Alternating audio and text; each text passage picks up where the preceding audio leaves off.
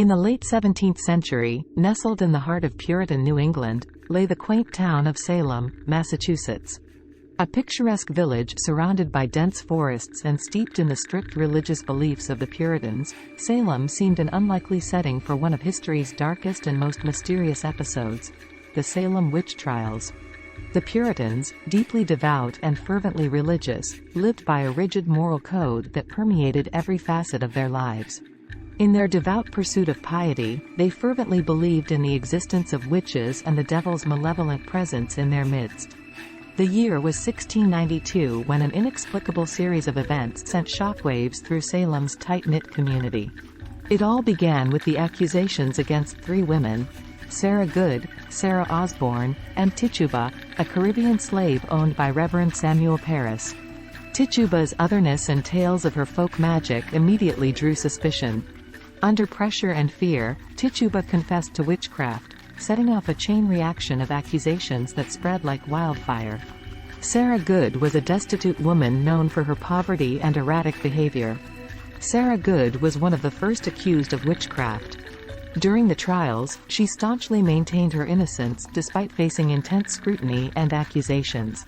Sadly, she was convicted and ultimately hanged on July 19, 1692, along with 4 other individuals during the height of the trials. Sarah Osborne was an elderly woman who had previously been involved in a land dispute with some prominent figures in Salem. She was accused alongside Sarah Good and Tituba but passed away in jail on May 10, 1692, before the trials reached their peak. Some sources suggest she died due to the harsh conditions and treatment in custody rather than facing execution.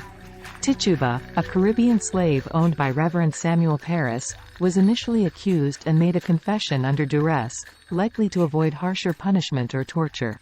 Her confession and accusations against others played a pivotal role in igniting the hysteria that fueled the trials. Tituba was imprisoned but was not executed. Instead, she remained in jail until she was eventually sold off as a slave to cover her jail fees.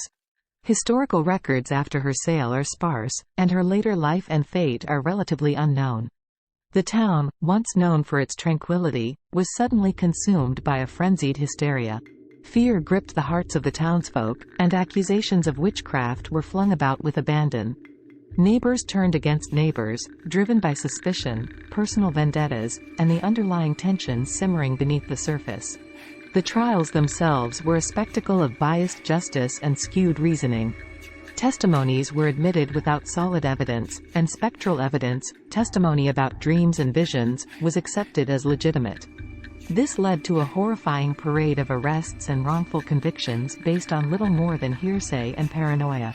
Amidst the chaos, young girls began exhibiting strange and alarming behavior, claiming to be afflicted by the witch's malevolent spells.